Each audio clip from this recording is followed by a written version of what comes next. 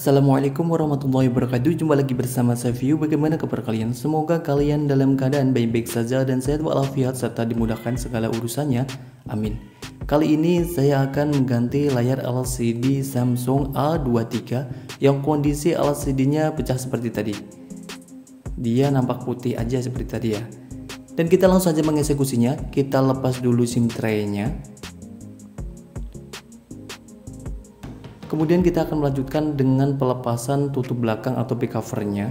Untuk pelepasan tutup belakangnya ini kita bisa menggunakan blower uap seperti ini, atau bisa menggunakan hair dryer, atau menggunakan separator LCD, atau menggunakan alat pemanas lainnya. Yang pasti alat pemanas ini digunakan untuk mempermudah pengangkatan tutup belakangnya. Atau bisa juga menggunakan cairan yang mempermudah pengangkatan tutup belakangnya seperti ini. Bisa disebut glue remover, dia sebuah cairan yang bisa mempermudah pengangkatan tutup belakangnya seperti ini. Setelah kita panasi dengan blower uap, kita akan mencoba mengangkat tutup belakangnya. Di sini kita menggunakan silet terlebih dahulu untuk mencari celahnya. Kemudian setelah celahnya ketemu, kita akan melanjutkan dengan penyisitan menggunakan mika. Mika ini adalah mika bekas tempered glass yang saya ambil dari bekas tempered glass. Bisa menggunakan mika apapun untuk mengangkat tutup belakangnya ini. Terserah saja menggunakan mika apapun, yang pasti bentuk pipih seperti ini yang bisa digunakan untuk menyisit tutup belakangnya.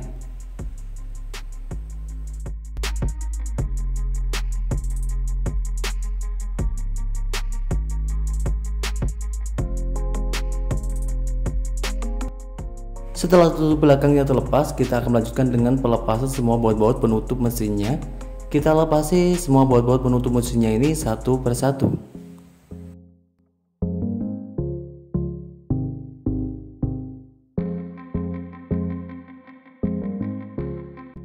Dan kita lanjutkan dengan pelepasan penutup kameranya juga. Di bagian atas ini ada penutup kameranya. Kita harus melepasi dulu penutup kameranya. Kemudian di bawahnya ada baut-bautnya, kita lepasi juga baut-baut di bawahnya. Dan ini adalah soket fingerprintnya, kita lepas dulu soket fingerprintnya. Dilanjutkan dengan pelepasan penutup mesinnya atau bezelnya. Kita lepas penutup mesinnya seperti ini saja. Bisa menggunakan kuku jari, apabila kesusahan bisa menggunakan alat bantu seperti mika dan lainnya. Dan kita lepas soket baterainya. Dan ini adalah soket LCD dan ini adalah soket papan bawahnya. Kita lepasi semuanya. Dan kita lanjutkan dengan percobaan layar LCD yang baru. Kita pasang soket LCD-nya, kemudian kita pasang soket papan bawahnya, dan kita pasang soket baterainya.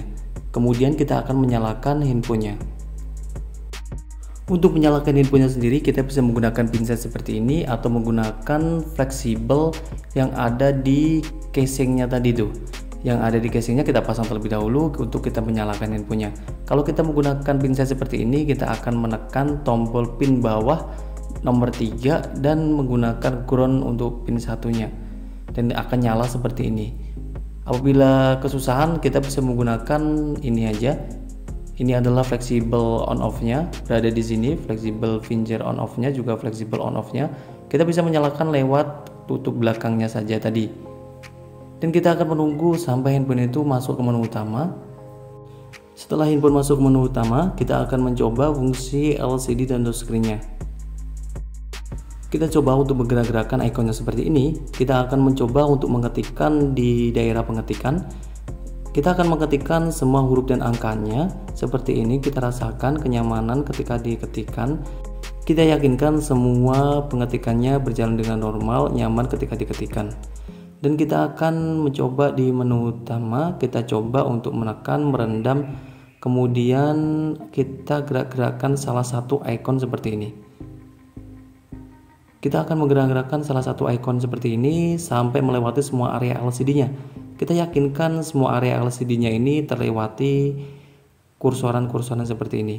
Kita bisa juga menggerakkan untuk bagian desktopnya apabila bisa digerakkan untuk membuktikan multitasknya berjalan dengan normal. Dan yang berikutnya kita bisa masuk ke menu perekam suara. Kita coba untuk merekam suara seperti ini. Apabila ada garis-garisnya panjang seperti ini, membuktikan bahwa perekam suara ini berjalan dengan normal. Setelah kita rekam, kita bisa menyalakannya, kita bisa membunyikannya. Tapi di sini untuk membunyikannya kita harus menggunakan buzzer yang ada di sini. Karena buzzernya terdapat di casingnya, kita tidak bisa membunyikannya. Tapi yang pasti untuk mikrofonnya itu sudah berjalan dengan normal. Kelihatan ketika merekam tadi timbul garis-garis panjang seperti tadi. Dan kita akan melanjutkan dengan percobaan pengecasan HP-nya. Kita akan mencoba untuk mengecas HP-nya untuk membuktikan jalur pengecasannya juga berjalan dengan normal. Karena di jalur LCD ini ada 3 fungsi untuk menuju papan bawah, yaitu ada mikrofon, yang kedua ada buzzer atau speaker, yang ketiga ada fungsi cas sendiri. Kita yakinkan dulu 3 fungsi ini bahwa berjalan dengan normal. Dan kita matikan handphonenya. Ini adalah fingerprint atau tombol on off nya tadi. Kita pasang seperti ini. Apabila tidak menggunakan pinset, kita bisa masang seperti ini. Setelah kita pasang, kita bisa mematikan handphonenya. Kita bisa mematikan handphonenya melalui tombol on off nya ini. Dan kita akan melanjutkan pelepasan semua soketnya, dari soket baterainya, soket LCD, soket papan bawahnya kita lepas semuanya. Dan kita lanjutkan dengan pemanasan layar LCD-nya.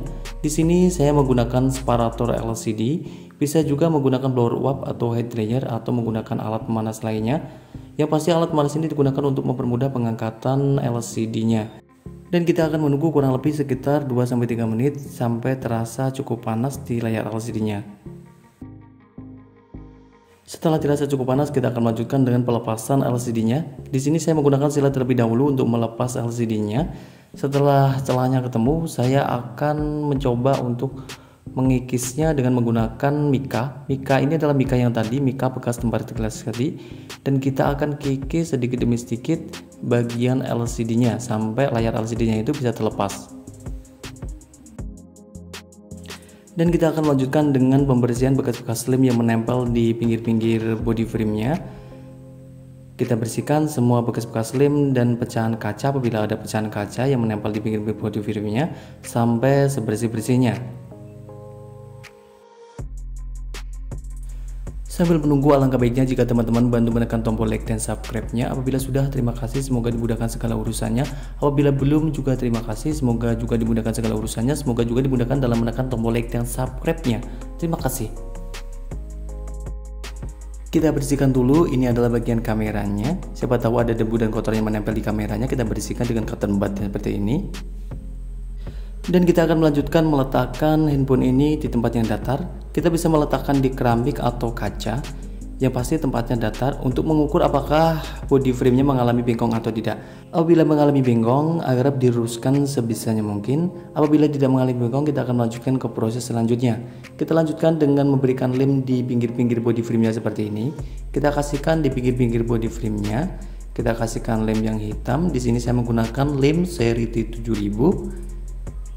Kita kasihkan lem secara merata menyeluruh dan secukupnya di bagian pinggir-pinggir body frame-nya ya. Kita juga bisa menambahkan sedikit lem di tengah-tengahnya agar memperkuat penempelan LCD itu pada body frame-nya. Dan kita bisa membersihkan segel-segel pada LCD-nya. Kita bisa melepas double tip yang ada di fleksibelnya ini untuk memasang LCD-nya.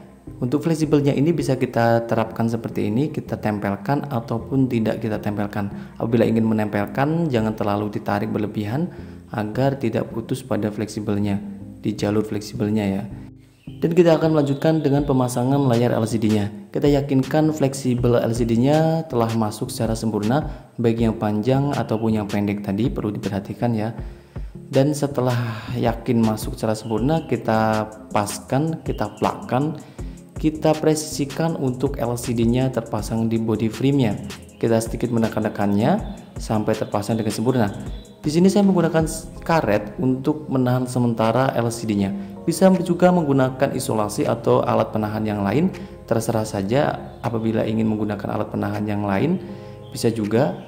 Di sini saya menggunakan karet untuk menahannya seperti ini. Saya kasih dua-dua, tapi tidak saya ikat berulang-ulang ya, cuma sekali-sekali aja untuk menahan sementara layar LCD-nya sampai dirasa lem pada layar LCD-nya itu kuat dan kering.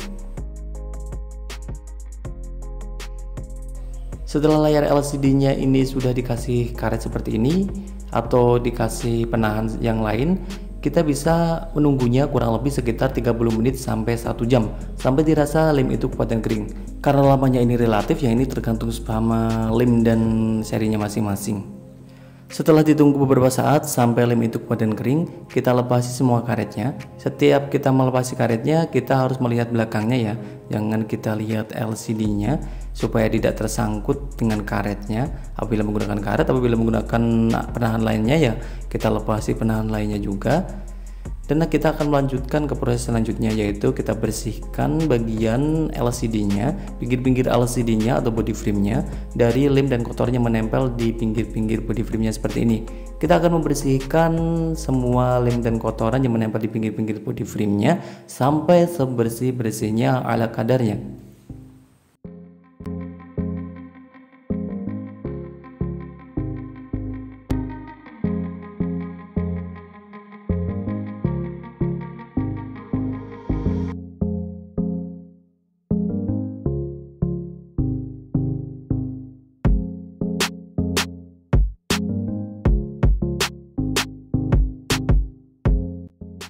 Dan kita akan melanjutkan dengan proses yang berikutnya, yaitu kita pasang kembali LCD-nya. Kita pasang soket bawahnya terlebih dahulu. Sebelum kita pasang ya, kita bersihkan terlebih dahulu seperti ini dengan menggunakan sikat dan pembersih ya. Dan kita pasang untuk bagian bawahnya, yaitu soket bagian bawahnya. Dan kita pasang juga soket bagian atasnya, yang soket LCD dan touchscreen-nya kita pasang. Dan diikuti oleh soket baterainya. Dan kita lanjutkan dengan pemasangan flexible fingerprint atau flexible on off nya tadi. Kita pasang yang ada di casingnya tadi. Kita pasang terlebih dahulu.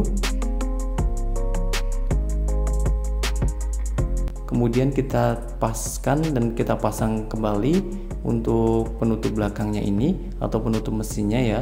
Kita pasang kembali, kita plakkan untuk jari jempolnya berada di casingnya. Jangan berada di LCD-nya ya, untuk mempermudah penekanan pada pemasangan casingnya. Dan kita lanjutkan dengan pemasangan baut-baut mesinnya. Kita kembalikan semua baut-baut penutup mesinnya satu persatu.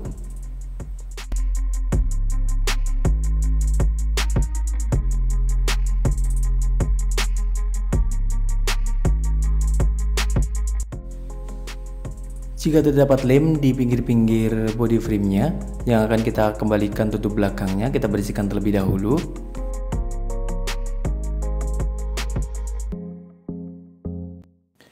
Kita bersihkan pula ini adalah kamera belakangnya. Kita bersihkan dari debu dan kotornya menempel di kameranya. Kemudian kita kembalikan lagi untuk penutup kameranya. Dan kita lanjutkan dengan memberikan lem pada bagian belakangnya, yaitu pada body frame-nya bagian belakang ya. Kita kasihkan lemnya untuk menempelkan kembali tutup belakang atau back covernya. Di sini saya menggunakan lem berwarna putih agar mudah dilepas kembali. Bisa juga menggunakan lem berwarna hitam juga sih. Cuma di sini saya menggunakan lem berwarna putih karena penempelannya tidak begitu kuat dan bisa semi permanen dia nempelnya. Dan kita lanjutkan dengan pembersihan untuk penutup belakang atau back covernya ini dari lem-lem dan kotorannya menempel ya. Kemudian kita pasang kembali untuk tutup belakang atau back covernya. Kita plakkan di body frame-nya. Kita yakinkan semua tertempel dengan sempurna dan baik. Kita pas-paskan, kita tempelkan.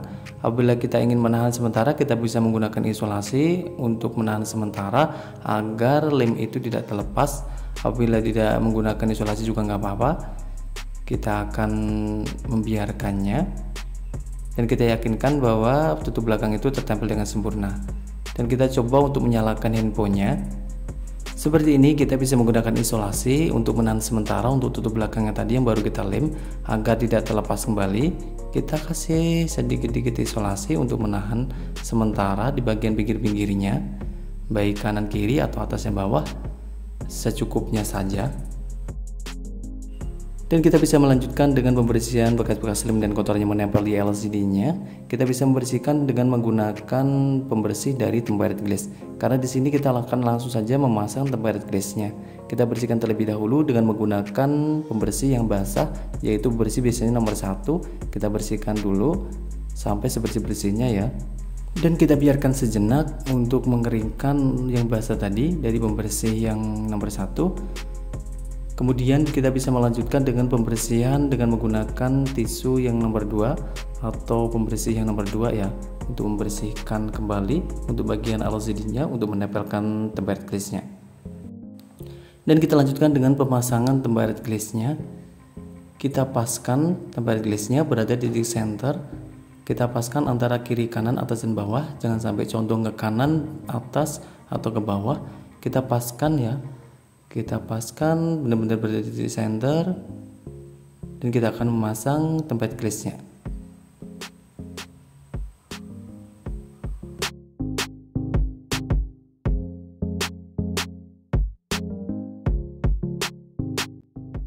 Dan kita akan coba kembali fungsi LCD dan touchscreen-nya. Kita yakinkan fungsi LCD dan touchscreen-nya berjalan dengan normal. Cukup sekian, semoga bermanfaat. Wassalamualaikum warahmatullahi wabarakatuh.